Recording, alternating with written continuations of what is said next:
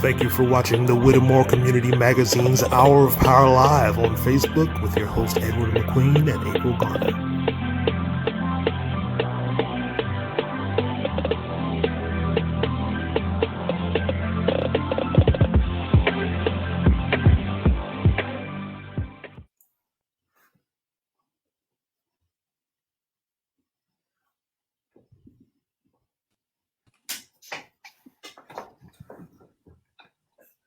Good evening, good evening, good evening. You're looking Facebook Live. Today, June 1st. Wow, 6 months. Yeah. 6 months gone by. I'm your co-host, Ed McQueen, and of course, Miss Sugar Hill, Miss April Garner, and our special guest, and she's eager to come on and tell us everything about where this virus is taking a hold of all of Horry County and beyond. We're anxious to listen to what she has to offer. I mean, in terms of what she's experienced as the promotion had propagated. So, as our special guest, Miss Etta Carter, and welcome to the program, Etta. Etta, we usually start off with, of course, sending out our well wishes to all of our jurisdictions, especially the local jurisdiction that we know of. But we're worldwide, so we're sending it out to all over, around the world, of course, and but especially for the local sick and shut in here, including your family and everybody who experiencing that. We can start. We usually start alphabetically, but every time it's just that the alphabets get get messed up. So it never seems to work out. Yeah. We'll start with Aner, Allentown, Allsbrook community. Green Sea. There you go, Green Sea. So she's like, yeah, we're not even saying I ain't gonna be able to keep up with that. I'm having a sound problem. We can hear you loud and clear. Hear me, but yeah, we can hear you. We can hear you. We can hear you. Oh, okay. You can hear me now? Yeah, we can hear you. Yeah. So Green Sea, Green Sea. Yeah, go ahead. You shout out your area. Yeah. There you go. Inlet all day. Inlet all day. Inlet all day. Merle's Inlet. All right. County, Horry County. There you go. My husband out there and out of Williamsburg County, Hemingway. Oh, yeah. D block, as he would say. Right. That's absolutely. Wow. Yeah, Myrtle Beach and North Myrtle Beach. Oh, yeah. Burgess. Yeah. Burgess, that's right. Bayboro, Carvers Bay, Chappie, Little River. Shout out to we all know about Duford. About Duford? Yeah. I think I've heard that before. Duford. Oh, I think I've heard that too. How you spell it, Etta? Dufford. Duford. Okay. All right. Well, I'm going to send a special shout out to our inhabitants over there on the Myrtle Beach. Everything has gotten calm. There were some protests over there, and we just hoping and praying that nothing turns violent. Okay, and I'm sure you all are hoping the same thing in the Myrtle Beach area. And everything can, along with this lockdown, used to be a lockdown, it's not a lockdown anymore. There's just a whole lot that's going on. So let's start, if you don't mind, April, to start with, well, Etta, everybody knows you, but if it'd be nice if you were to, for our international and our national audience, if you could give a little background of yourself and all of your right here in Horry County. Okay, my name is Etta Greene-Carter. I'm from Merle's Inlet, South Carolina, born and raised. I currently live in the Finkley, Loris area. I work for Horry County School District as the adult education director. Been with the county for 21 years, finishing up 21 years this week. I live in the Finkley community and work with the Finkley Community Center that does great work in that community. I got to make sure I shout us out. The The people who used to go to the school during segregation brought it back to serve the community. So we're looking for people to come and help us out. But just glad to be here. Really want to make sure that we use our voices to inform each other, to be better informed, and to ask some questions maybe that you wouldn't ask some other folks. You can ask me. I'm not very shy at all. I'll buy that. Yeah, she said she's not shy. She put that disclaimer out there. Not shy at all. Yeah. But you're a very pleasant person. As much as we've worked with you on, isolated things, especially on the summer job program. We've had some contact there, and I found you to be a very pleasant person. Now, the purpose for you being on the show this week and today is just to really, if you can kind of educate some of the people who, or everybody, on your experiences regarding your bout and your family's bout with the COVID-19. And I'm sure it's going to be a learning experience, okay? And there's some things that's going to save somebody some headaches, okay? Right. So my family was greatly affected by the COVID-19 virus pandemic that came about. The number one thing I wanted to say is that, first of all, because it was new, the information was constantly changing. So when the pandemic first started, well, I shouldn't say when it first started, when we ended up being quarantined, when they sent the kids home from school, because I'm an educator, that's when it became, really real. Because before they were saying that if you didn't leave from out of the country, or you hadn't been in contact with somebody from outside the country or outside the state, it really didn't seem to be an issue for you. But then once we went home, we knew that it was serious, because the first time that you seen Disney World closed and things of that nature. But I went home and I quarantined at my mom's house. My youngest daughter and I went to my mom's house. My twin sister is building a house right down the road from my mom's house. So we are self-contractors. So we were in there doing work after our virtual work day. And by that Saturday, my sister said she didn't feel good. So because we knew what was going on and we had read the information, she immediately self-quarantined. She used one bedroom, one bathroom, and that was it. And the only people who came in contact with her were myself and her daughter, her oldest daughter. We had some smaller kids there. We put them in a back room that had a bathroom, and my mom and the kids used the bathroom in the back. And for the first couple of days, my sister really didn't have a whole lot of cold symptoms. It was more like she was weak. Just really didn't have a lot of energy, but she still taught her classes for her students. And my niece and I were back at her house doing some work. And that Wednesday, she drove up in the car. She didn't come in, but she just kind of did this number like, I'm all right. So we thought she was feeling better.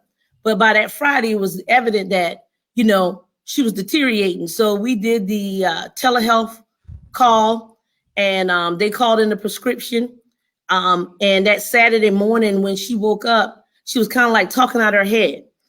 She was saying her alphabet. And that was the first clue to me that, hey, something is not right. My mom had already left the house to go to the hospital. But you have to know this about my mom. God bless the dad. If her toenail hurts, she's going. All right?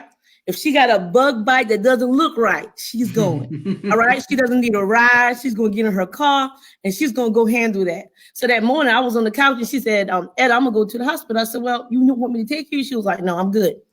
I said, all right, well, that's fine. And then later on, that's when Retta woke up, and she was kind of like talking out her head. So I got her daughter, and we got her up. She didn't want to go to the hospital. She was like, Etta, they aren't going to be able to do anything. I'm just weak. That's it.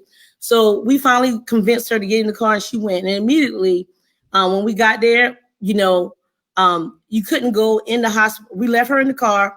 I went to the door of the emergency room and said, hey, we think we have a possible COVID-19, because I knew there were restrictions. So they went and suited up, or whatever the case may be. And then they let me wheel her in a wheelchair. They wanted me to leave her in the waiting room without anybody in there with her. And I was like, no, I'm not leaving her. And they were like, but you can't stay. I said, I will stay until a medical professional comes to get her. So they finally got her, and I went back in the car. We really thought that she was going to get treated and we were going to be out. So her daughter and I was sitting in the car, and then they called and said that they were going to have to keep her and that she was very, very sick. So we left. My mom's there at the hospital. So my mom came out before we left, and my niece took her home. They said that she had strep throat. They had tested her for the COVID at that point, but her initial test was negative. By that Monday, I had brought her back to the hospital. And when I brought her back to the hospital, they had already shipped Retta to MUSC in Charleston. And when I brought her back to the hospital, they decided they were going to keep her. And they must have given her a faster test on the second one, because then they turned around and said that she now was COVID positive. So they were just giving her some oxygen for about 3 days. So I was talking to her on the phone, but you couldn't visit. And then they said that her kidneys were starting to fail. No, let me back up. They said that they needed to put her on a ventilator. They put her on the ventilator, and then they said her kidneys were starting to fail, and we gave them permission to give her dialysis. Well, the dialysis treatment along with the ventilator needed to be done in Charleston, so they transported her to Charleston. So now Retta and my mom were in Charleston. We asked, did we need to get tested? We were told by one set of medical professionals, no, just quarantine for 14 days. And then we were told by another doctor, yes, y'all probably do need to get tested. So where can we get tested? Because it wasn't out there like that as far as the signage or where you could go locally to get tested. And she told us on Homestown Road. So we went to Homestown Road that Tuesday to get tested. But when we got there, we had to have an appointment. So we were like, okay, how do you get an appointment? We called and they told us that we had to go online to the MUSC.cares COVID-19 site in order to get tested. And it was a process. So we're pretty computer savvy. So we were able to do that, and we all got tested. It took about 2 days before the test results came back, but we all tested positive. The kids and my niece showed no symptoms. So they were told that they had to quarantine for 7 days, but we quarantined the whole 14 days. Meanwhile, my mother was deteriorating in Charleston. They said that, it wasn't looking good, and they were having to give her meds to keep her blood pressure up. And at this point, this is when they were doing a lot of the flipping them back and forth, because they flipped them on their stomachs. It seems to help them. So at night, both of them were getting flipped back and forth on their stomachs and things of that nature. And I went to the hospital that Wednesday because I was experiencing shortness of breath. I already knew that I probably had it, and I was quarantining in the house, even separating myself from the rest of them. And then when I went to the hospital that night, I was okay, but I knew that I was around day 8, and I was looking at the news and things of that nature, and I had more shortness of breath than I usually had, so I went to the hospital. When I first got there, it was like, why are you here? Weren't you here before? Like, yeah, I was here before. I was like, I'm having shortness of breath. And so they suited up and got me into the hospital. When I got into the hospital, at first, my vitals and stuff looked good. And then finally, the doctor was like, well, get up and walk back and forth right here in the room. And I said, okay. I said, now your machine, it's about to be bad. So I started walking, and then the machine started going off. Because the more you walk, the more you're moving around, you're moving more, using more oxygen. So then my oxygen levels were dropping. So I knew from just being in the house that, I just needed to calm down, just sit down and calm down, breathe, and I would be okay in a few minutes. But I knew that because I was in the midst of that, I didn't need to be moving around like that. So they decided to keep me because of how sick my mother and my sister were. Finally, I stayed there 2 days, and we got the call that my mother probably wasn't going to make it through the day. So I told them that I needed to go home, and I was going to sign myself out of the hospital. At this point, they had already disconnected everything from me except for a little monitor that they were looking at my heart. But everything else, I didn't have, IV or anything of that nature.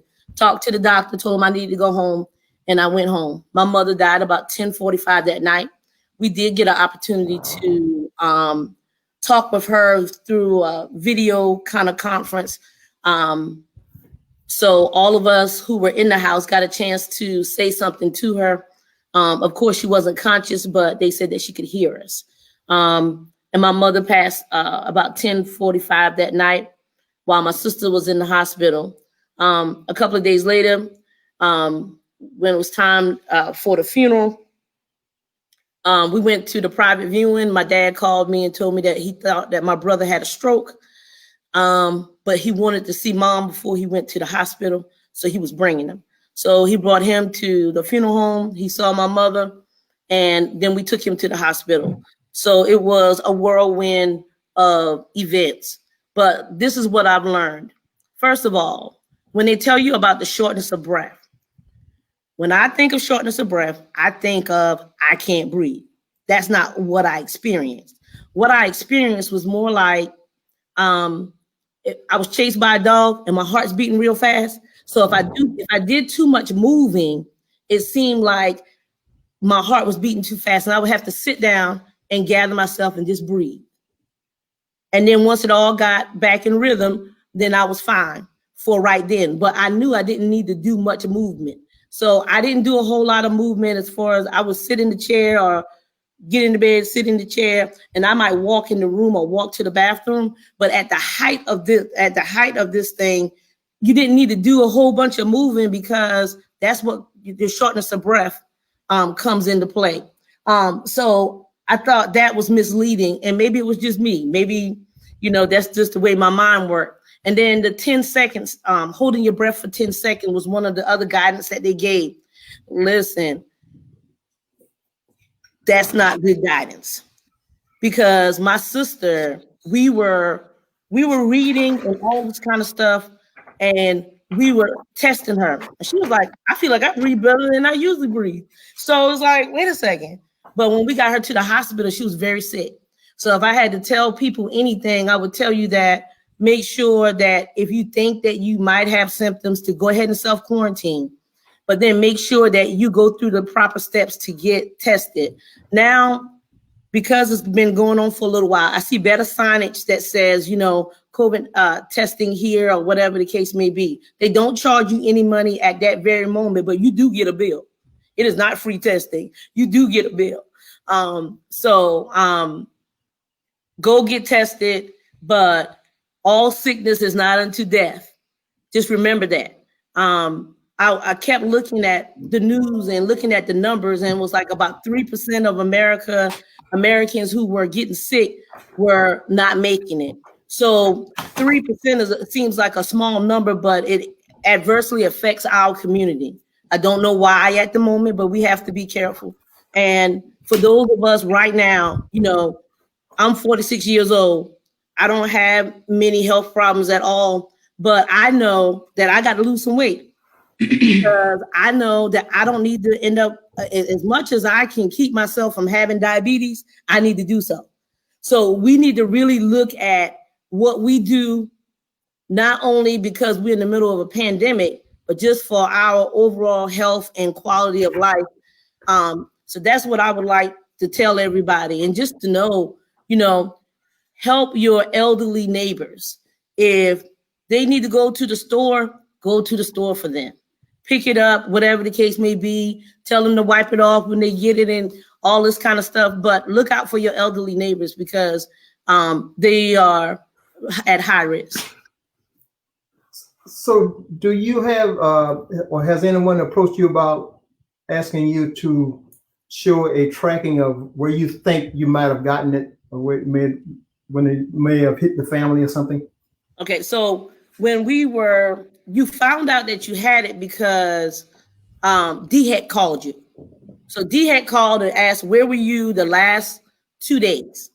And when my sister went to the hospital for the last 2 days, where did she go? She went to work because everybody was preparing for the distance learning.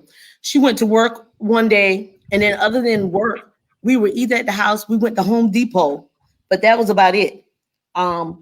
Besides, being at the house. So DHEC did call, but now I see that they're asking for a longer period of time, because at first they were just asking for the first 2 days, and now they're asking for a longer period of time. My sister received some plasma from somebody who had recovered. I go and give plasma on June 10th. If you think you've had it, go get the antibodies testing. I don't know if it's free or not, but I know that the care team is doing some work towards getting people tested for the virus and for the antibodies. So I'm pretty sure theirs is free.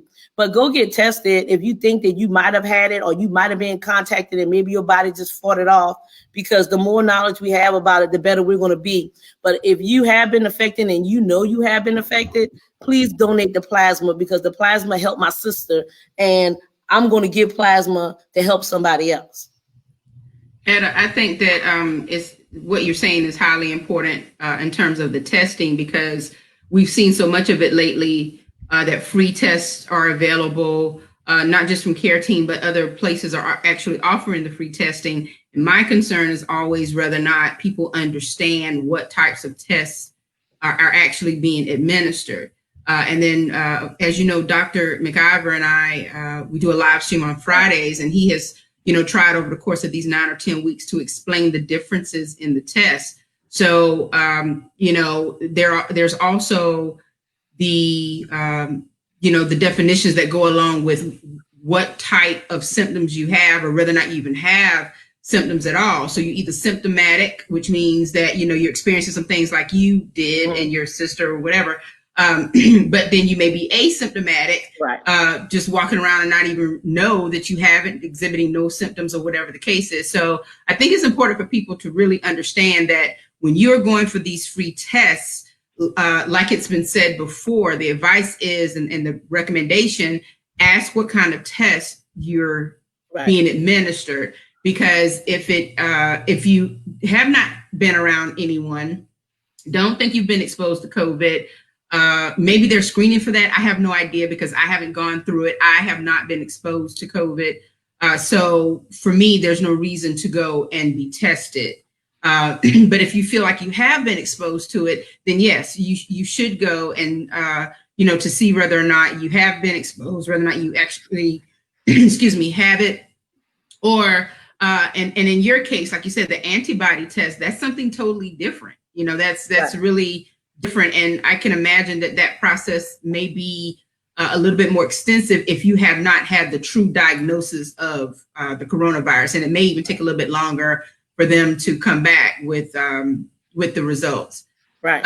The other thing that I think is really interesting, like you said in the beginning, there was so much information, misinformation.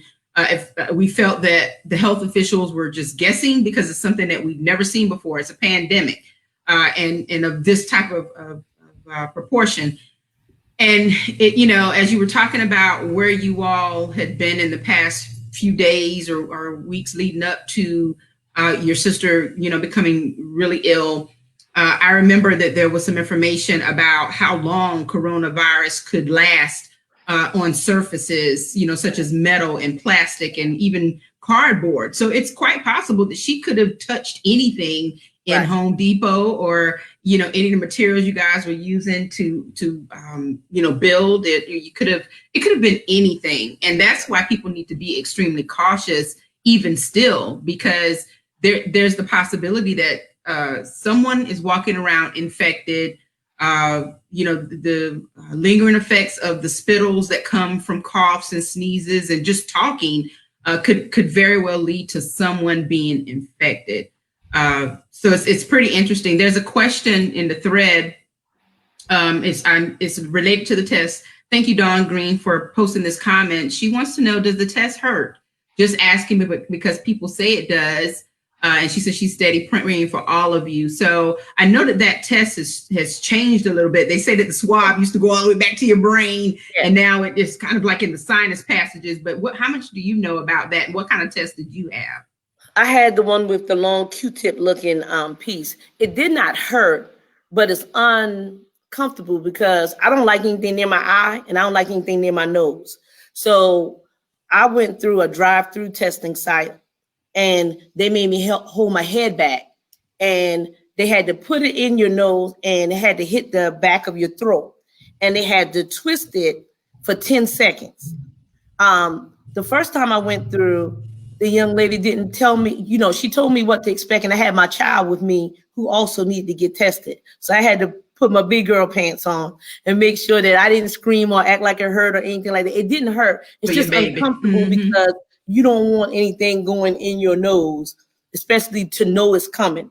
And she just count to 10 and then was able to put it out and put it in a little tube or whatever the case may be. Yeah. So and for my baby, I had to get in the back seat and hold her and just hold her head and all in order for them to be able to do it and promise her a milkshake in order to get her to let them do it. Yes. Mm-hmm. So did they explain to you what type of tests you were getting, like how they were going to administer the test and what type of test you were getting? They did explain that. Yeah, they explained to me how they were going to administer the test, why it had to go so far back. And they were very nice. On my initial test, because I've been tested twice. On my initial test, I was running a fever. And I told them I was running a fever. And they come to the car and they check your head and all this kind of stuff. I told them I was running a fever. And then the doctor who was there, it might have been a nurse. But anyway, he checked my breathing, asked me to get out the car. And he checked my breathing. And he said, well, whether your test comes back negative or positive, you need to operate as if you're positive. And I said, okay, I can do that. And of course, after when we were tested and said we were positive, they asked for an email address or whatever the case may be. So we gave my email address, and then they gave the guidance of the same stuff that you already knew, quarantine for 14 days. If it gets worse, go to the hospital. That's about the guidance that you got. And even when I was at the hospital, I remember asking the doctor, like, okay, I was here before, y'all did a chest x-ray. So I'm here today, y'all did a chest x-ray. What does it look like? And he said, well, this one does look a little worse. And I said, so where am I on the trajectory of this thing? Because it's been a week since I was here and now I'm here today. So where am I? Am I almost finished? Where am I on this? But he couldn't tell me because they didn't know. So that in itself just lets you know how much is unknown. And even with my sister, there's still so much unknown, so many things that are unknown. But the test did not hurt. It's a little uncomfortable. It lasts maybe 10 seconds, 20 seconds, maybe. It's just a matter of getting over yourself and you'll be able to get it. You'll be able to get it. So you mentioned about your mom. I think that she probably fell into this vulnerability group, so to speak, because of her age. I assume I'm just looking at your age and then I'm trying to compare. My mom was 73. She was outside raking the yard with her sisters days before this. And they always rake their yard and all this kind of stuff. And it's like, how old are y'all? Y'all really out there doing all this stuff?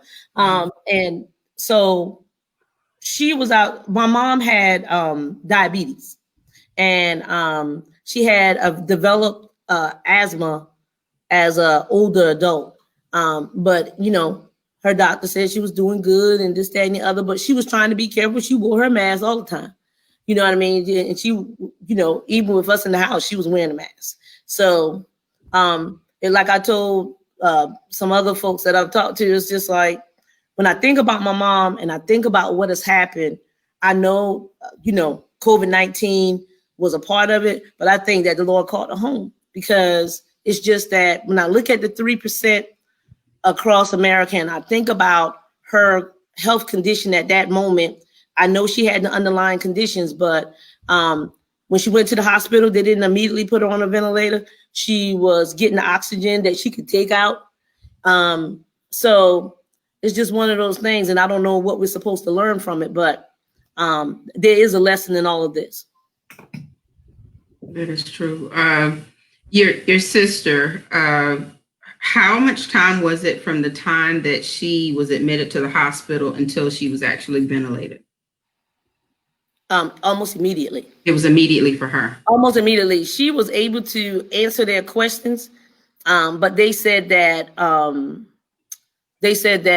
her limbs wasn't getting enough oxygen, and that's why they went ahead and put her on the ventilator. And then even while she was on the ventilator, they gave her medicine that made her paralyzed because they needed her body not to be moving to use the oxygen. Oxygen, yeah, to stabilize the oxygen. Mm-hmm. So there was a comment. Thank you so much, DK Reeves, for joining us today. She wants to know if they asked you to blow your nose before the test. They did. They did ask me to blow my nose before the test. They did. Just to probably clear it, I would assume. Yeah, just to clear it or whatever. Yeah. Yeah. So, Etta, you have been through a tremendous amount of stress, strain, and just the level of traumatic events, not only because of what's going on with your family, but you all were experiencing it all at the same time. And, you and I were talking just before the broadcast started. I really can't imagine trying to process everything that was happening, because I'm sure it happened quickly as you explained it. And even though there seemed like days, it probably seemed like minutes. Like, okay, today I'm good, and now I'm not.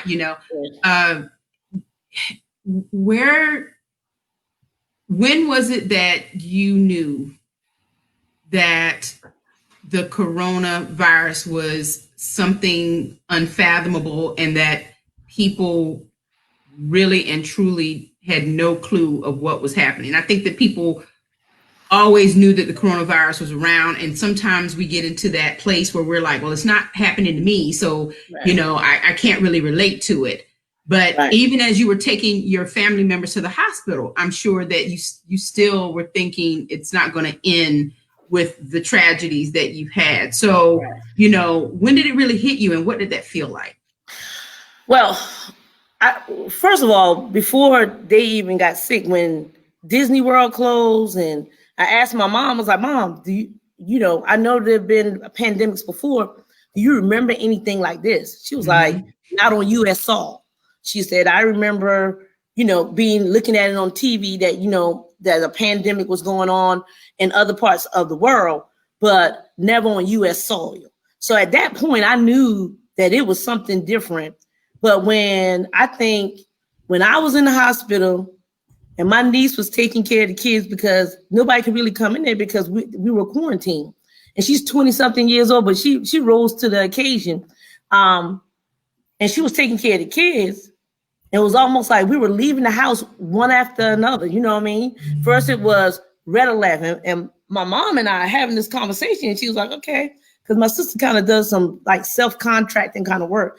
Like, yo, she got life insurance? I was like, yeah. And she said, okay. I said, Mom, she was like, I don't want to think like that, but we need to be ready. And I'm like, okay. So we kind of let that go. And then when I took Mom to the hospital for the follow-up thing, because Mom said she had some tightness in her chest, her doctor's office didn't want her to come because she was COVID positive. So we took her back to the hospital. I took her back to the hospital.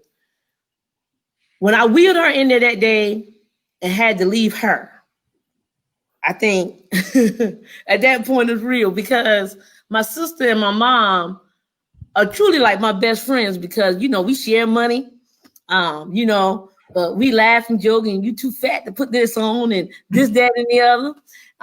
So you all are twin when you all.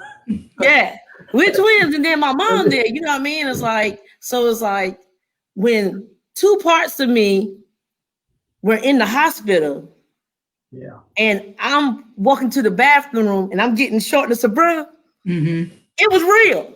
It was real. It was living, breathing, invisible force in our home. And then to hear that the kids had it, and it was like, oh Lord, don't let the babies get sick, because let me get sick. Don't let the babies get sick. Right. And then, to see my husband pull up in the yard to bring food or something like that, and he can't come in. And it's like, it was real. It was real. I was, I'm still feel like I'm being punked. It's like, this can't be. And then when my mom passed and we had the funeral, I didn't even realize I was the only one of my mom's kids that was there. Somebody told me after the funeral, like, you do know that you were the only one that was there. Right. You know what I mean? And it was hard because my mom is also an educator. She worked for Head Start for over 37 years. And she knows everybody and taught all these little kids that have become adults and things of that nature. And it was like, you can't even properly celebrate her. I think that was hard for me too, because it was like, we can't properly celebrate her, the person she has been, not only to us, but to neighborhood kids and to kids she's touched through education. Right. We can't properly celebrate her, and we're almost left to our own to grieve without the comfort of family and friends. Mm-hmm. Because, you know, my first cousins couldn't come in the house. You know what I mean? My dad, he couldn't come in the house. So we were almost left, but, you know, it's almost like the people came and brought things and left it on the porch and all this kind of stuff. We haven't wanted for anything, and I'm extremely grateful. But it's there's a difference of grieving when you're surrounded by family and friends, and grieving knowing that your other family members are also suffering. Mm-hmm. Because by the time my mom passed, you know, they weren't sure what was going to happen to my sister. They were like, on a scale of 1 to 10, she's a 10, and 10 is the worst. Right. And you talking about, you know, she's at, I think, 50 days, over 50 days now being in the hospital. But all of a sudden, suddenly, she calls me and she is sitting up looking at me. Wow. And waving. That's great. That's great. Fantastic. She couldn't talk, but she was waving. And it's like, that's the, you know, a part of me. Did she have any preconditioning? She has hypothyroidism, but that's about it. She doesn't have high blood pressure or anything like that. We both were athletes. We're athletes. We're athletes. So, Etta, so you know, pardon me for being emotional, but it touches my heart in a very special way. And whenever you think about how people are carrying themselves, in a term that was coined by Cheryl Adamson in COVID land, what is your message to them, considering everything you've been through? You've seen it, you've lived it, and to know that people are they're resistant to it. Their resistance is apparent. They don't want to wear masks. They don't want to keep the social distancing. You know, they have issues with the things that we're being asked to do, just not only to protect ourselves, but protect others. Business reopenings and city reopenings, and, you know, just everything that's going on that makes us all still a little anxious, because COVID or coronavirus is still very real. It has not gone anywhere, you know, and people, I think, have relaxed their senses about it simply because the sun is out and we have some other things going on, but it's very real. And this is the, you know, in this type of atmosphere, it could resurge and have the potential to wipe us out. You know, what is your message for everyone besides just, you know, telling your story about what happened to you? You know, what would you implore people to understand about this virus? This virus, you can't see it. You don't know where it is. And just because you feel good, it doesn't mean that you don't have it or you haven't been exposed to it. So when you're out, you need to wear your mask. You need to wear your gloves, but don't keep the whole same glove on all day. But you need to wash your hands often, and as much as you possibly can, you need to try to practice the social distancing. You might have to become creative, but practice the social distancing as much as you can. Absolutely. So it looks like we'll know within a few days, after they've gotten rid of the lockdown and everybody's been mingling on the beaches and so forth. We'll know, I'll say within another week, whether that lockdown had any effect, right?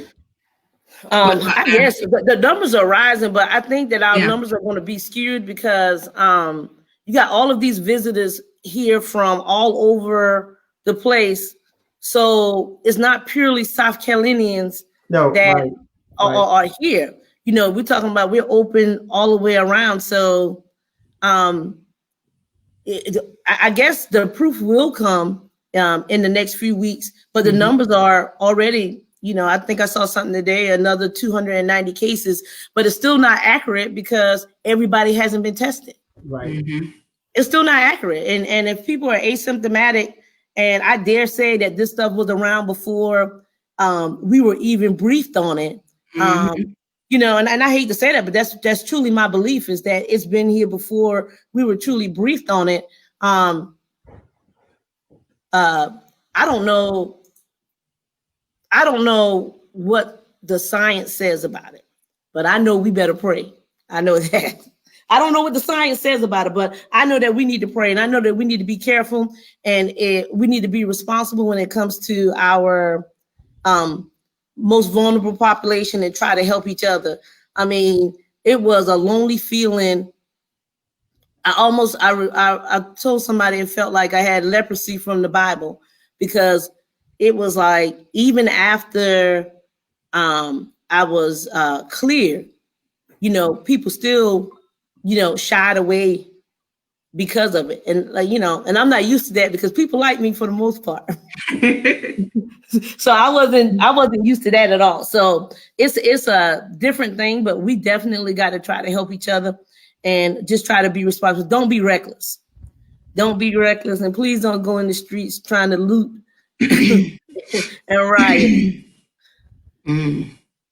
Yeah, that's a whole another segment, right? Yeah, that's another segment. But you're right, because we will.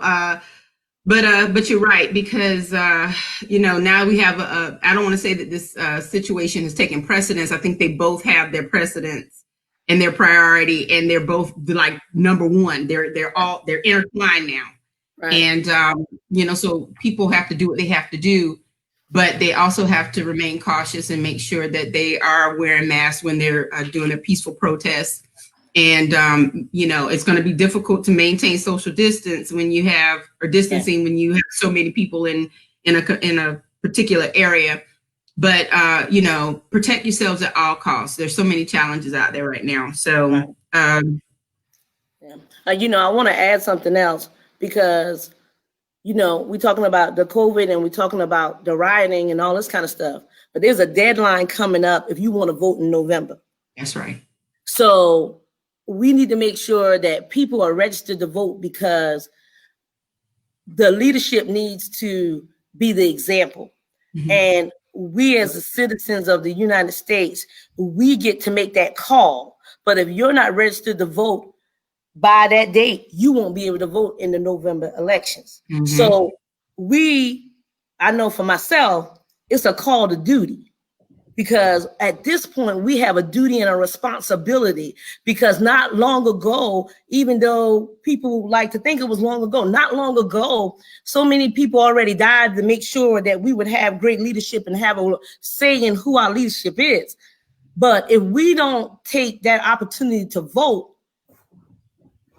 it's not fair to our ancestors whose shoulders we stand on if we don't take that opportunity to vote. Because there needs to be better health care, and there needs to be better access, and there needs to make sure that in rural communities there are hospitals and things that are readily available, and it needs to be that the transportation and things of that nature are in place.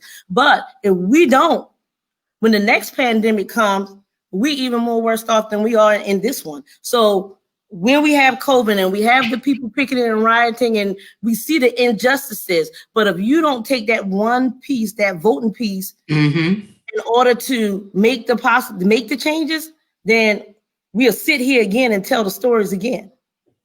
You're absolutely right. And not only voting, but complete the census. Complete the census. Please complete the census. Because everything she's talking about as far as access, right. They take that census data and they determine where the funds go for these hospital systems and schools and other resources that are needed in the communities.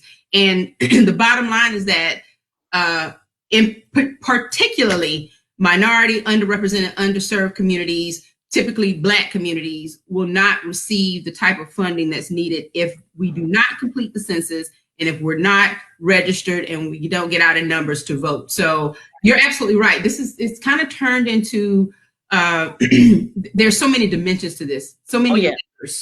to this thing, because I think that what's being revealed to us are all of the shortcomings of this world, the shortcomings of our leadership, the shortcomings in our communities, and even within our homes.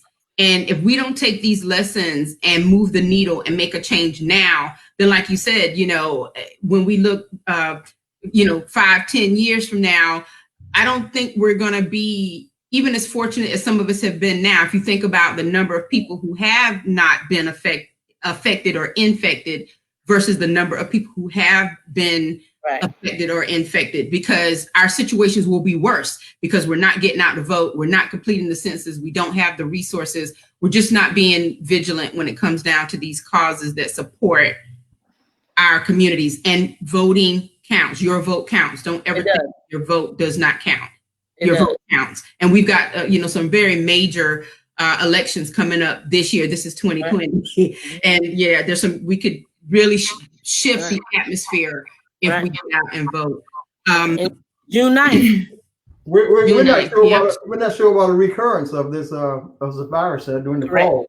That's right. Okay. That's right. We got cold and flu season coming up, and a lot of other things. Yeah, brother. Hurricanes. No, we don't even talk about hurricanes. No, don't talk about the hurricane. But that's why it's majorly important that we get the antibodies tested and done, and because we need to know. Because at this point, you have people walking around who are asymptomatic, who thinking that they've never had this thing and could very well be spreading it. So it's important that it's free, it's available so that we can do mass testing so that we really know what the numbers are. And in places that they've done the mass testing, they have found that their numbers triple, because you have all these people walking around, and the only ones that are really getting tested are the ones who are showing the symptoms. Mm-hmm. Well, we're missing the boat. Yeah. And then on top of that, there's been some data that indicated that none of these tests are perfect. Like, there's something like a high percentage that's false reading. Mm-hmm. And I think it's talking about in the double digits, I believe. Right. So we don't know, even if it says it's been negative, right? We don't know it could have been positive. Right. Absolutely. It's just a whole dilemma that we're going to have to reckon with, and until the vaccine comes about. Absolutely. And I don't know if you want to trust the vaccine that they're going to make it, that quickly. Yeah. You're right. That's a good point. What's in it? Wait. Yeah. What's in it? Before I take it, what's in it? Well, Brother Edward. I guess we'll have to wait and let a set of people be guinea pigs. And then if it's, if a month goes by, then I want that, Yeah. So many times we've been the guinea pigs, though. Ooh, girl, you digging in it now, right now. You're digging in it, Etta. She's peeling off the layers. Once again, another segment, definitely another segment. And we're definitely going to have her back again. Yes, yeah, absolutely. Have her back. Mm-hmm. So we're gonna speak for the future. Okay. Yeah, that's right. Yes, absolutely. Yeah, both of you on at the same time. How's that? Not a bad idea. Not a bad idea. Mm-mm. County council. What do you want? County council. Governor. So state representative, there's so many options for someone as wonderful as you. If you have any comments or questions for Etta, as you can see, she is an open book right now. She's being very transparent, which takes a lot of courage and a lot of strength. And, we have to pull from her strength and her courage and understand the grace and mercy that's been extended to her and her family. And hope that we would all be given the same type of grace should we come up against something like this. Because again, I can't even imagine. I've tried to wrap my mind around it, and I've had family members as well, as you and I spoke about just before the segment. Lost an aunt and an uncle from the same family. There's cousins who've lost their mom and dad, and cousins who've been affected by coronavirus, and you just never know. So, hopefully your story will be light for someone, and it will open up some minds and change some hearts and actually convict some people to do the right thing, because you just never know. And if they can't do it for themselves, try to do it for your loved ones, try to do it for other people who you may come in contact with. And that's really what wearing the mask is all about, and taking the other precautions. So Etta, I know that we've kept you for quite some time now. We do have another portion of the segment coming up in just a little bit, but we want to keep you on for a few more minutes just to, do you have any other words or anything else you'd like to talk about before you depart today? Ask her, have you been asked to any forums or anything, or asked to make speeches regarding your plight and you and the plight of your family? No, I haven't. I've done Crystal Bell on WNBF. I did a segment with her, and I did a article with a young man from the Ori News, Ori Independent. Yeah. And it's been in the local papers because somebody gave me the one from the Laura scene. Right. So they put it in all their local papers. Well, you're national now. Well, I asked her if she's going to write a book. She said she doesn't know what she's going to do. You're national now. My sister taught in Ana, and I work and live in the Green Sea, Loris area, and we both have been Horry County Schools employees for a long time, and we're from Georgetown County, and know a whole lot of people. So I think that people seeing my face or seeing my sister's face or just on my mom's face, it makes it real because a lot of people know us. And I mean, people, it's real. I can tell you it's real because I had it. So it's not a hoax, and Black people can't get it. Don't let anybody tell you that, because I'm Black and I had it. So it is real. People should be looking at as a person as young as you are that had it. They should look at that very, very thoroughly and say, wow, anybody can get it now. Age, it isn't an age, barrier or anything. Of course, we all know that the most vulnerable are the ones like your mom who in the 70. That's what they said. The statistics, the data show that 71 on up, and especially those with underlying, conditions, like diabetes or high blood pressure, stuff like that. I mean, you're really, really vulnerable there. Right. And black people fall into that category. Right. And a lot of people, even though they haven't had the COVID, they are adversely affected because of the anxiety. People have really gotten to the point that they are so afraid, but we can't live like that, y'all. I mean, I don't want us to live so afraid until we make our own self sick and worry.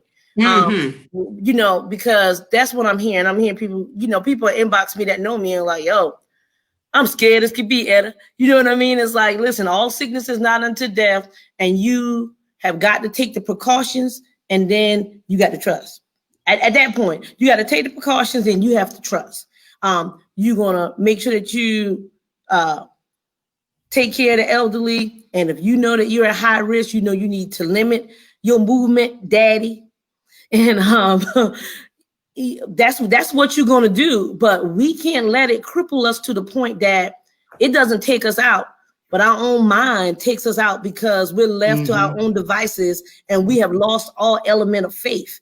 We can't let it take us out like that. You got to do some things to regulate your mind. You can still go outside and walk.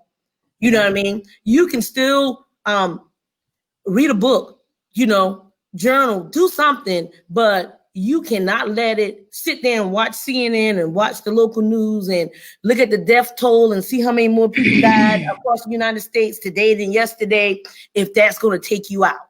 Because for some people, it has gotten them to the point that they can't even operate.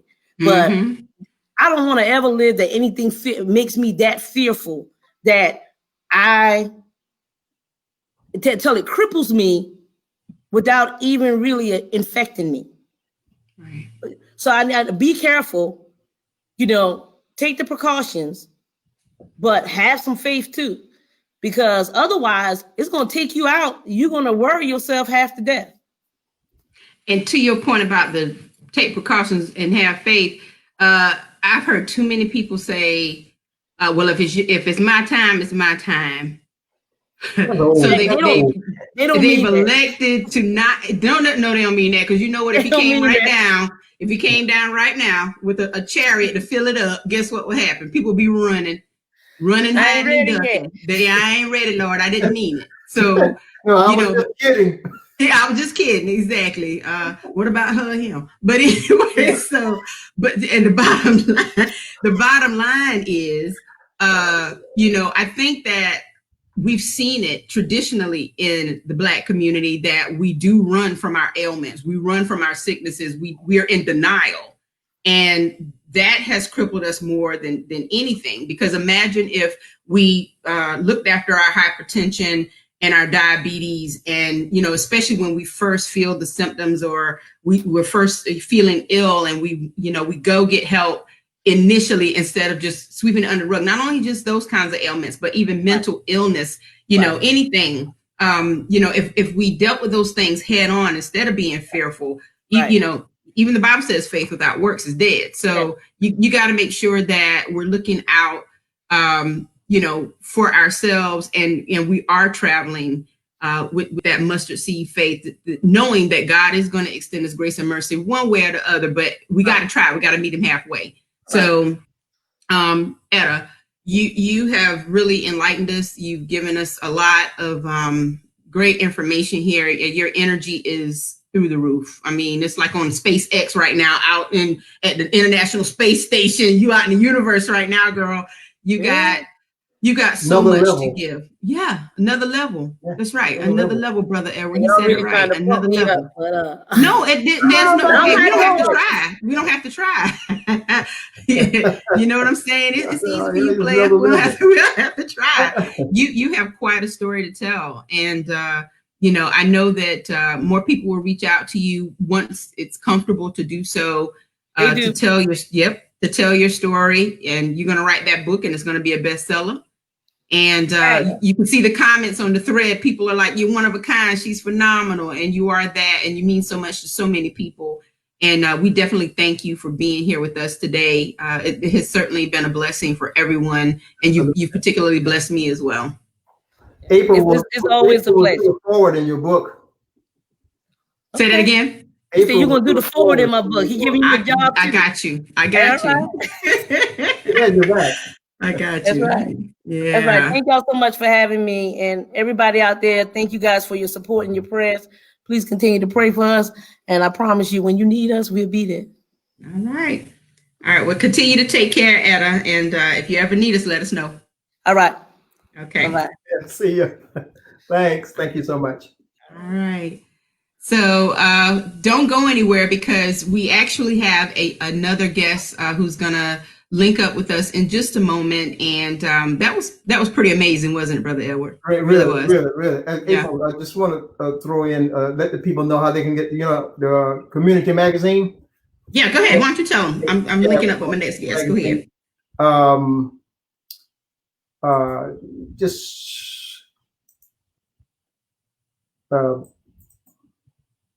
Here you go. That's it. Am I there? They see it, but you need to tell them what they're looking at. Yeah.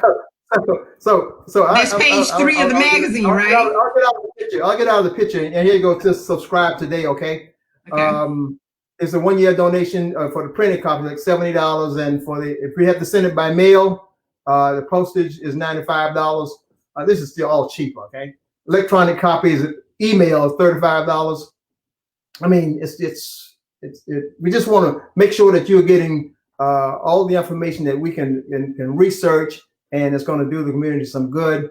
And our treasurer, Ms. Jenna Flowers Falk, will make sure that your donations are put to good use. And if you want for information about this, give us another call at 202-460-1390. It's right there on your screen right there, okay? So, Brother Edward, explain to them that right now we're not doing the print edition, but we do have the e-copy available, which can be emailed to you. Absolutely, yeah. The e-copy is available now, and the next issue will be out in a week or two. Due to the virus, and we don't want to be liable for the handling of the hard copies. Okay, so we're being cautious. Maybe the next issue, if things calm down a little bit, where we feel comfortable that we can get them out there, we'll definitely start with the hard copies on the next issue. But for sure, they've got them online. So. Just call that number for more information on this. And you can visit our website for the Whitmore Community Magazine, and we're live streaming. I know April is going to tell you about this later on, but there's a rebroadcast of whatever you see today on Facebook. Is that correct, April? Yeah, it will be rebroadcasted on Facebook, and we also have the WCM Live Talk Radio YouTube page where you can see today's broadcast and previous broadcasts from not only just these past couple of weeks, but from the past couple of years. I believe we have a few from the radio station, and of course talk about the sponsorships, Brother Edward. Yeah, we'd like to show appreciation to our sponsors. We April, we can name them all. I can all of our. We have a lot of supporters, but if you want to be a supporter, tell them what they can do to be a supporter of the magazine. Yeah, put you back to that page. Why don't you just give us a call. Give a call. I'll have you call that number. That's the easiest thing to do. Okay, 202-460-1390. Okay, that's it. Just you see it on there. 202-460-1390, and you can mail it to the Whitmore Community Magazine, P.O. Box 2391, Conway, South Carolina. I would like to show appreciation to our sponsors, but it's going to take a while. So we'll get back to that, April. Okay. That is perfectly okay. And again, if you'd like to advertise your business in the magazine, you can be in touch with Brother Edward, or you can hit me up on Facebook, right. And I will get that. That's where I was trying to go with that, Brother Edward, and I will get the information to him. Well, look, I'm going to advise everybody we're growing. Okay, we're still growing. Sometimes some of the things we're not perfect at. Growing grassroots. So right. I think April's number. April, if you can just give them your phone number. I mean, that's a lot of people. That's more convenient for them to do that. Okay. Or they can hit up my inbox on Facebook. They can do that too. But my number is 843-457-5308. Right. All right. Okay. So we have our next guest in the studio, and we have joining us today Ms. Angie Altman Robbins. She is a candidate for the Horry County Clerk of Court, and we will introduce her in just a moment. Brother Edward is going to speak with her about her candidacy for Horry County Clerk of Court. And of course, you'll want to hear this because you will be voting for her, or at least taking a look at the candidates for that particular position in this June 9th election. So, Brother Edward, I think we should go ahead and kick it off with Miss Angie. I think she's waving in the background. She's ready. So I'm going to introduce her. I'm going to give her the formal introduction in just a moment. Here we go.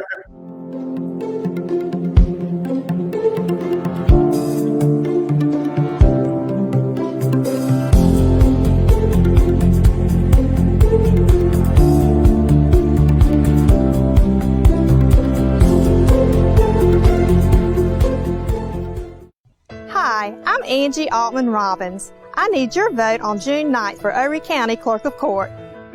Horry County, are you ready for a change? Then vote on Tuesday, June 9th for Angie Altman Robbins for Clerk of Court. She's the best qualified and most experienced because Angie has 10 years of court clerk experience, 13 years of experience as a paralegal and title researcher, worked for 3 clerks of the court, and has strong ethical values. She knows the office, the job, and in her heart, Angie's a public servant. Vote for Angie Altman Robbins on Tuesday, June 9th, your next Clerk of the Court. I'm Angie Altman Robbins, and I approve this message.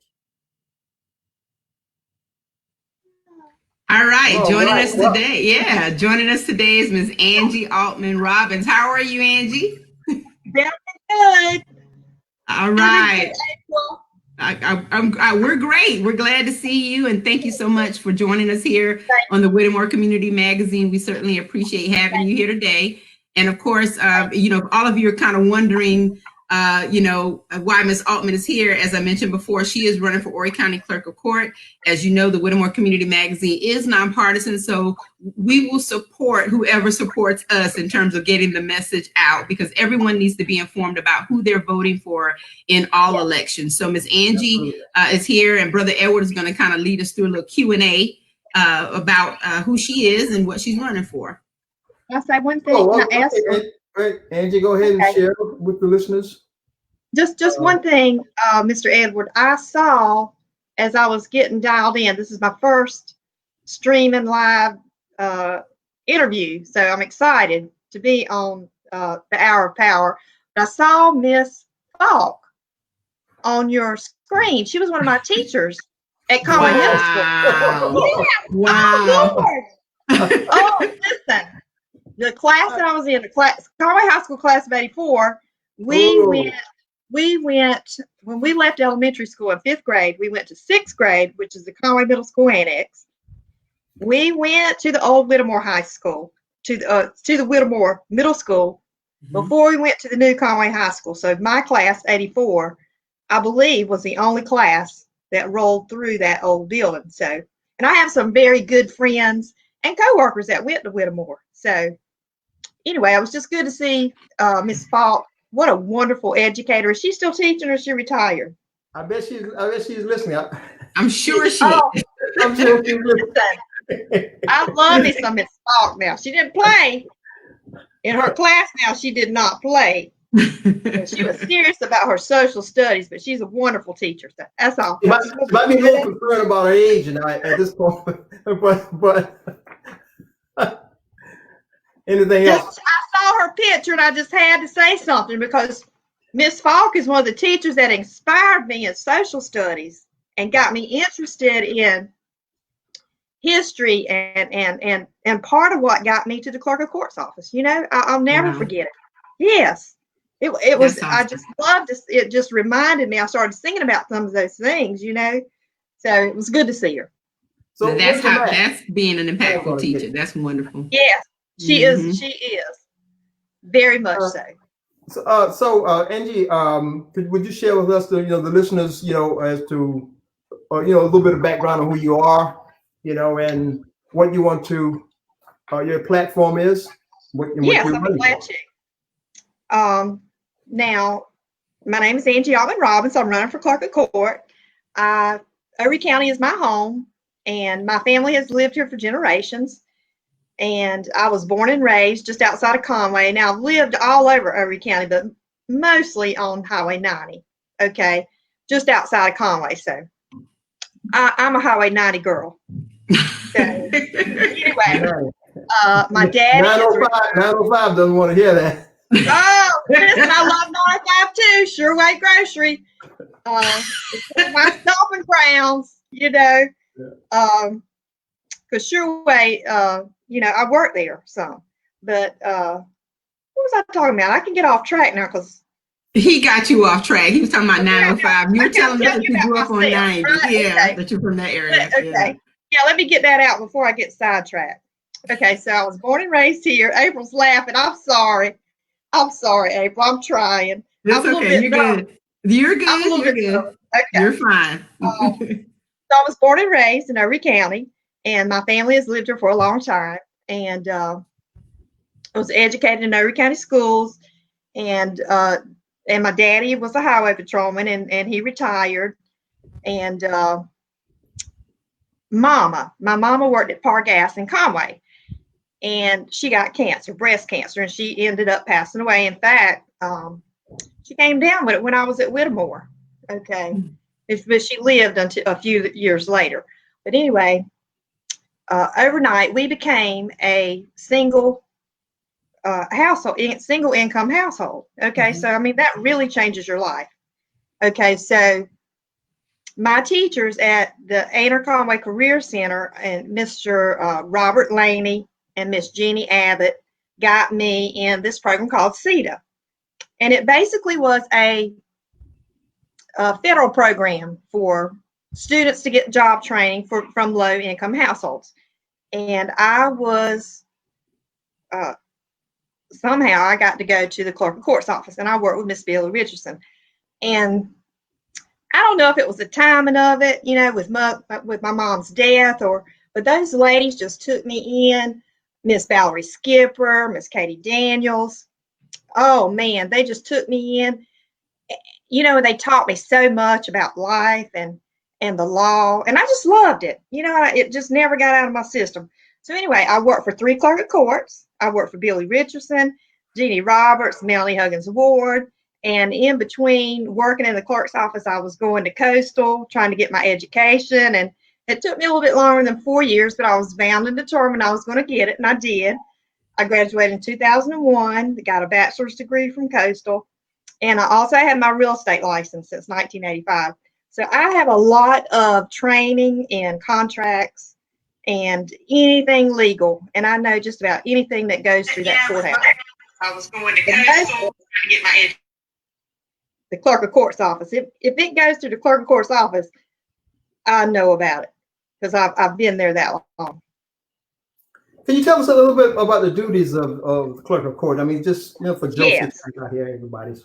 Yes, the clerk of court, the statute 1976 South Carolina Code of Laws as amended gives the duties of the clerk of court. It's all spelled out by statute, and the main duty is the official record keeper, and that is for family court and for circuit court.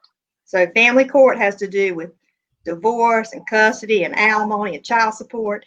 And then you've got circuit court, which is divided into 2 courts, which are civil, which is common pleas, that's your civil lawsuits and those type of litigations. And then you have general sessions court, which is your criminal court. And so that's all things to do with, with breaking the law. Okay.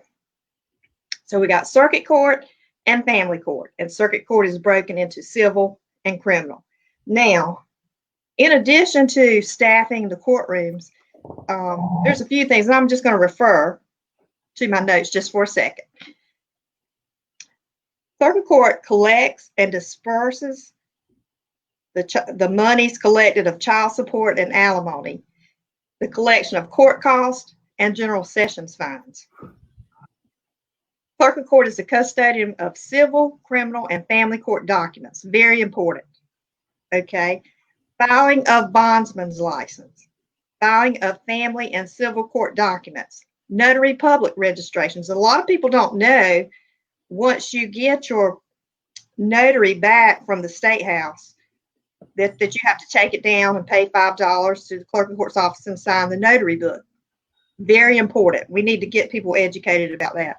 Passport applications, preparation and maintenance of civil and family court documents. The dockets, that's the schedule. Processing arrest warrants, public defender applications, and this is what we're most known for, those pink slips. Summoning of jurors, the pettit jurors, to come to civil court or to come to criminal and circuit court. So the clerk of court does a lot of things. If you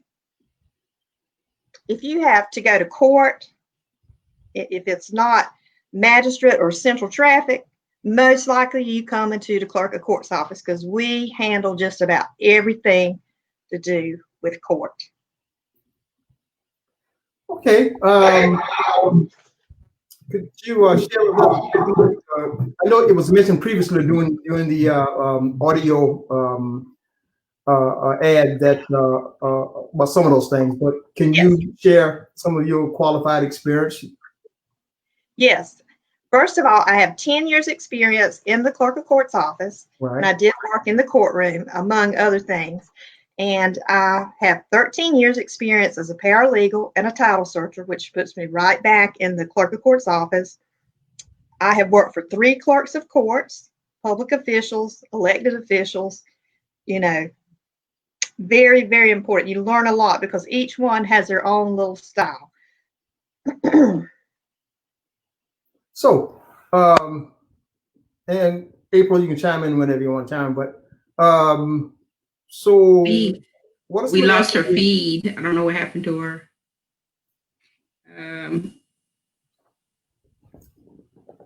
Let's see. We'll give her a moment.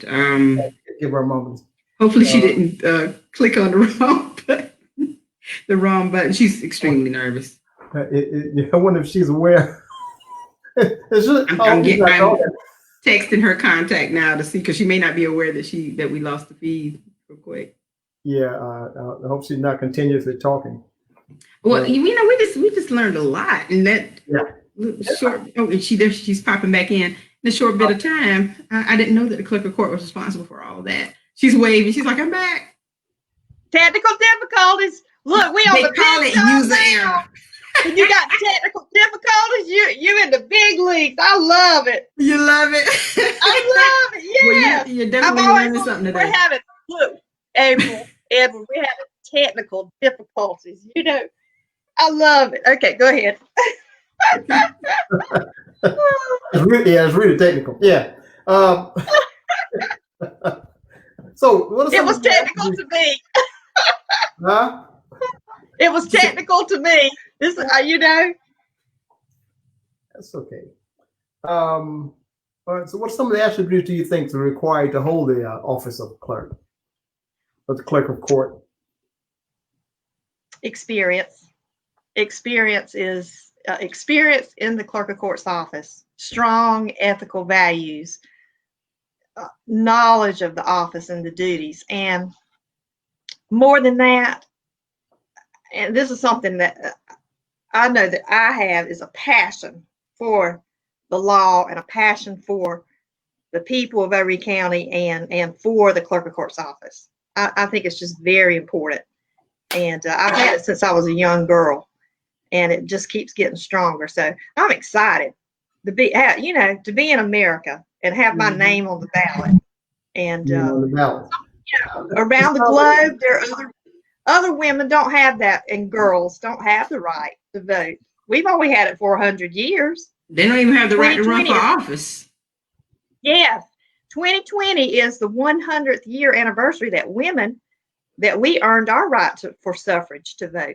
Mm-hmm. So it's not, I recognize that. It's, it's not overlooked. I'm proud of that. I'm privileged. I'm #blessed. That's what I'm trying to say. Yeah. #blessed. Absolutely. Mm-hmm. Absolutely. Yes.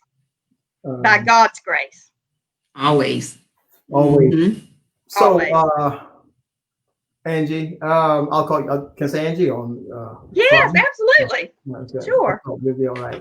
It'll be okay with you. So, yes. Do you have any last minute remarks or any final remark that you would like to leave the audience with? I do have a question for her, Brother Edward. Sorry. I got my little. Oh no, it's okay. It's all right. I have a quick. Oh, she's got her mask on. Yeah, there you go. Yeah, I was going to ask you about that. Yes, this is handmade from scraps from a lady in Aner, Miss Dana Carroll, and I don't know. It fits better. It's more comfortable than one of those hard ones, and you can wash it and throw it in the dryer. I just love it. I just put it right here. So that you don't lose track. There you go. Okay. All right. I do have one question for you. Yes. Is there anything that you aspire to change or to, I guess, add to the role of clerk of court, or at least to the duties or environment that you work in? Yes. There are some things that customer service, now all three clerks that I work for demanded accuracy and customer service. Now, when we left the old courthouse and moved to the new courthouse, we lost possession of the reception area and the switchboard, and the switchboard was for the whole county. I never could understand that. I'm not sure quite how that happened, but public information took it over, and not too long after they shut the whole thing down. So if you walk into the Avery County Courthouse today, you walk into a multi-million-dollar, beautiful atrium, and the heart of it, the reception area, and the switchboard is gone. I mean, it's there, but it's not manned. It's not occupied. And a lot of elderly people come into the courthouse to do their business simply because that's the way they've always done it. So when you walk into this beautiful atrium, and just the heart of it is vacant. It's mind blowing to me. But you walk in there's a signs that say if you want to pay child support, you go this way. If you want to pay with an arrow, if you want to pay taxes, you go this way. You know, and it's mind boggling. You know, and then the county government says they're committed to excellence in service. You know, but it's words. You know, it's not action. How can you pull out the heart of the courthouse, the customer service and the reception area, and say that you know, committed to excellence in service? You know, Absolutely. Absolutely. Look, January 2021, we bringing it back. Oh yes, We're bringing it back. we're bringing customer service back. You know, how's Justin Timberlake say it? I got it playing in my mind. We're bringing it back. Yes. Well, you certainly have the energy to bring it back. That's for sure. Yeah. I I like to cut the fool and stuff, but I am serious. I am serious about serving the people of every county, and like everyone says, you got the energy. it's in my heart. It's in my heart. Well, that's enough. Go ahead. I have one thing. Now, I've seen it so many times, and about that atrium, I want to tell you this real quick. The title searchers, I've been on both sides, but when you walk into the courthouse and you're an elderly person, and there's nobody from the county government to help you or assist you, the title searchers, I did it myself. We would take elderly or handicapped people and direct them where they needed to go. Sometimes we'd even go and we'd sit them down and we'd go take care of their business and, you know, and bring it back to them, you know. So there is a need for that. But we're going to take care of that. Now, one thing I was going to say, just an example. If you have never, you know, gotten a traffic ticket, for example, and you go to court, it's intimidating, you know. And now I'm not saying that the hour of power that any of your listeners have ever gotten a traffic ticket. That's right. Make that clear. That's right. Make that clear. She's not talking about us. I'm not talking about the hour of power. Our power viewers. That's right. Okay. But if you can just imagine April and Edward, you've got a traffic ticket. You talking about who you talking about? That's right. Now just imagine now, this hypothetical. Okay. And you go to court, and you know, it can be intimidating. So, but if you've got a clerk of court that believes in customer service, you know, we can greet you at the door. We can get you to the courtroom. We can say, you know, the judge is going to call your name. You don't need to be scared. You know, you're going to have a chance to speak and now we can't give legal advice, you know, but you can definitely, you know, offer them a glass of water and say, you know, they're going to call your name. You can get up and speak, you know, and just don't be nervous.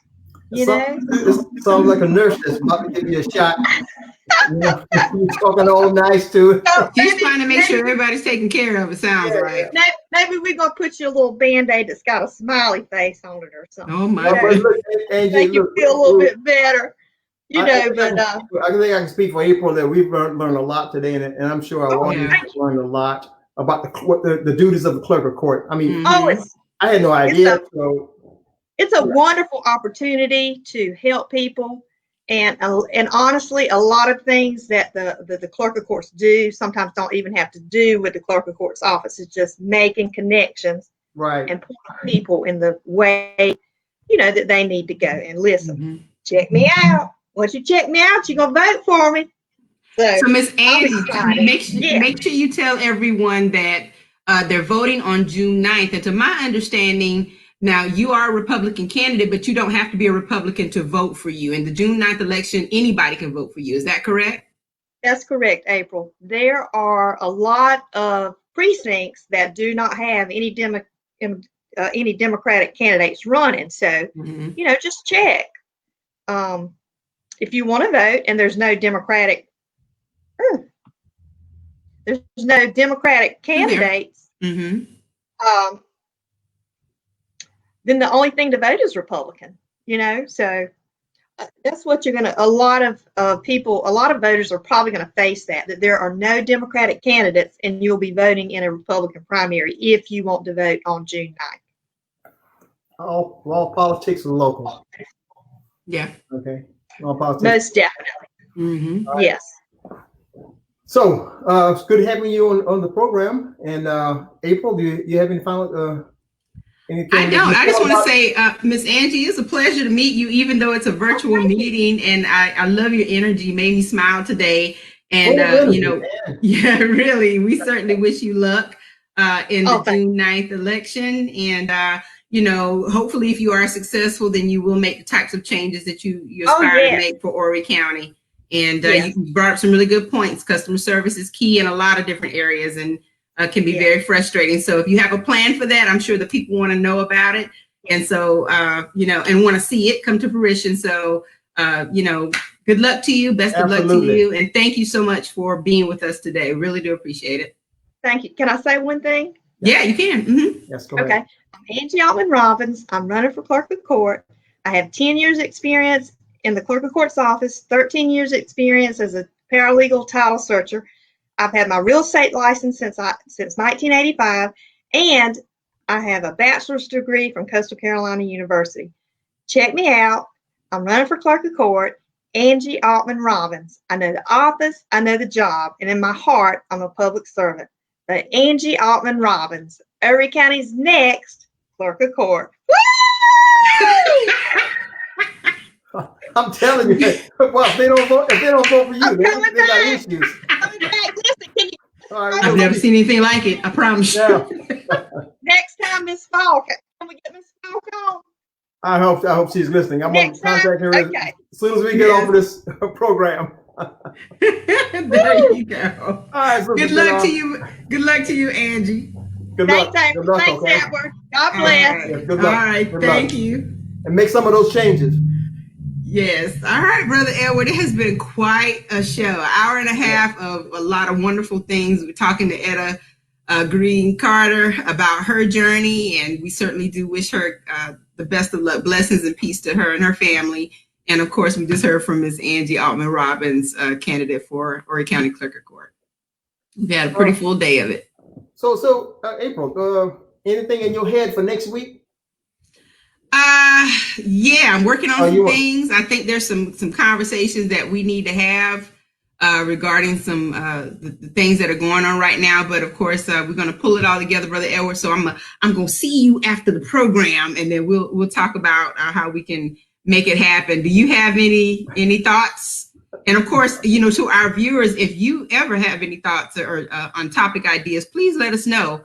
You can hit me up on Facebook. You can contact me or Brother Edward and visit our website and fill out the contact form and let us know if there's something you'd like for us to bring to Facebook Live. We'd love to do it. Absolutely. And April and I have been planning, and we've got a lot of things in store that we want to implement since we have this venue for doing this, and just for you all to see. Okay, and here we're gonna have some really good guests, upcoming. So I guess that's why April didn't want to tell you anything about next week. Who's gonna be there? So who's gonna be next week? You always. Who will we have next week? I don't know. Okay, I was gonna say I know I'm not losing it. Okay, yeah, it'll be coming up soon. Promise you. Yeah. Okay.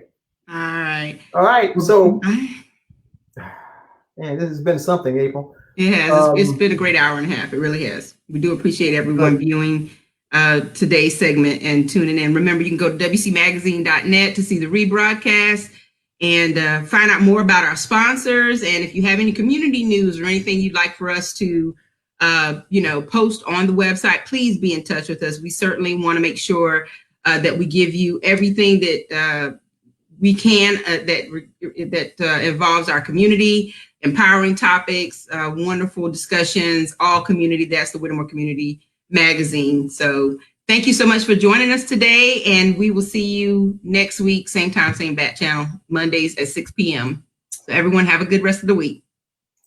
Same bat channel. Same bat channel. That's old school. Same bat channel. That's right. Batman.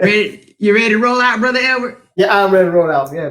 God right. bless. I hope that everybody have a good remaining week, and we'll see you next week, God willing. Oh, this Friday on the View. I mean the network. View. I'm just trying to throw that in there. Okay.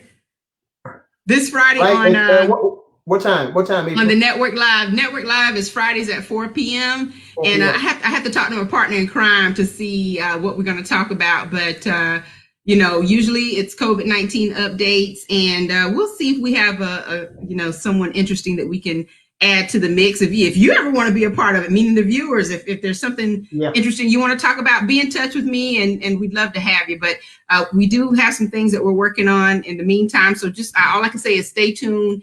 Keep watching for announcements from the network, Whittemore Community Magazine, for my personal Facebook page, and I promise you won't be disappointed. And Dr. McIver is probably doing research as we talk. As we speak. Okay. He loves numbers. As we speak. Just, right. He's going to use his numbers. Exactly. And stats. Oh, man. He's awesome. Credible source. Love it. Yeah. Love it. All right. See you next week. All right. Thank you for watching the Whittemore Community Magazine's Hour of Power Live on Facebook with your host, Andrew